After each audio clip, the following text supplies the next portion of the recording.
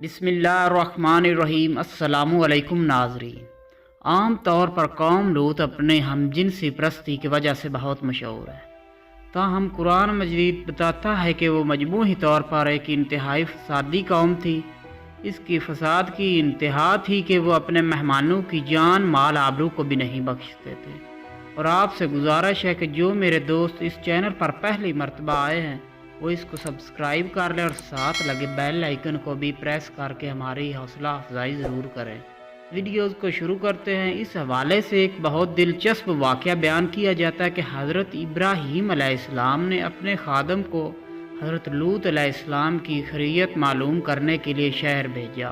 खादम सदूम पहुंचा तो एक सदूमी ने पत्थर से उसका सर फाड़ दिया और फिर उसे खींच कर अदालत ले गया। अदालत में उसने मुकदमा दर्ज किया कि मैंने इस अजनबी का सर को सुर्ख किया है, चुनाचा मुझे बाल रंगने का मुआवजा दिलाया जाए।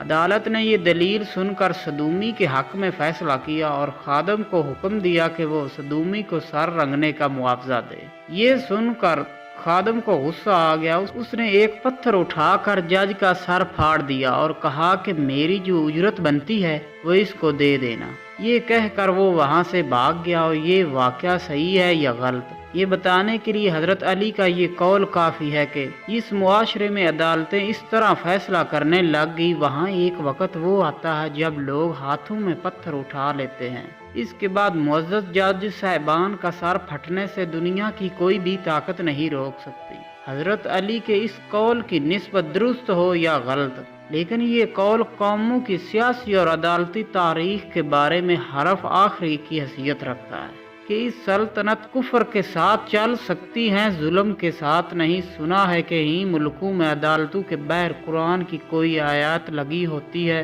लोग खुदा की बात को संजीदगी से नहीं लेते। इसलिए बेहतर होगा ये हज़रत अली का ये कौल वहाँ लगा देना चाहिए। हो सकता है कि कोई मुकम्मल तबाही से पहले शायद किसी को होश आ जाए। उम्मीद करते हैं ये आपको एक छोटी सी हमारी वीडियोस अच्छी लगी होगी तो इसको लाइक ज़रूर करें, चैनल को सब्सक्राइब करें और वीडियोस को दोस्तों के साथ शेयर ज़रूर करें।